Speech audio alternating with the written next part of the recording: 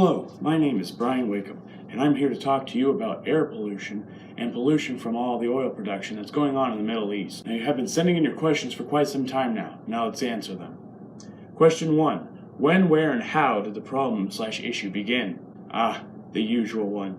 Okay, for the Middle East and for mainstream areas like the United States, China, and Russia, it all started towards the late 20th century. Saudi Arabia, to be exact, realized that they have oil just below their feet. It quickly began oil production and has now become a global phenomenon, and many of the civilians have been affected by this through the air and water. Fishing and wildlife are one of the major things that have been greatly affected by oil production. These large mass production companies put their oil waste into areas such as lakes, rivers, swamps, and into the air that's harming innocent people and families. An estimated 125,000 lives were lost in the Middle East due to outdoor and household air production.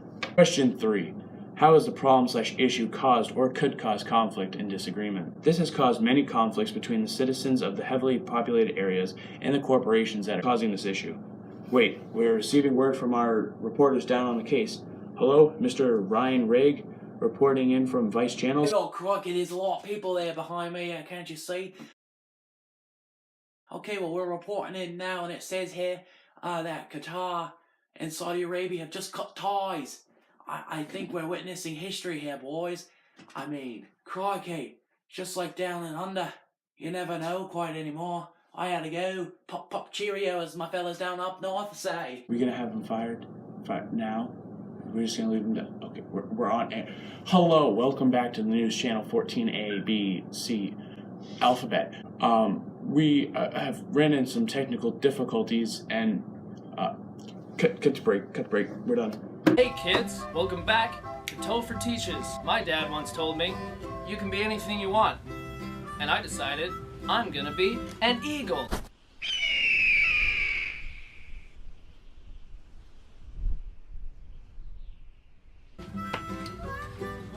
You go outside and be an eagle, kids. But did you see the part about the eagle thing? It's funny. Okay, now next question. What efforts have been made to get countries and or organizations to cooperate towards solution? Also, another part of the question is, what efforts are being undertaken to solve the problem/issue today? First part of the question can be answered like this.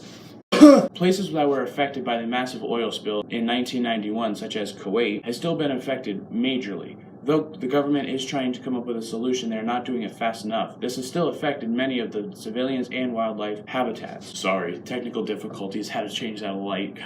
Bill can't get back to it. Okay, the government and many companies have been making strong attempts to get Kuwait back from the ashes. This has to do with the second part of the question of what efforts are being undertaken to solve the issue/problem today. In an act to clean up the swamps, creeks, fishing grounds, and mangroves, though, they've been working on it for quite some time now. They're not working fast enough, and is still losing innocent lives.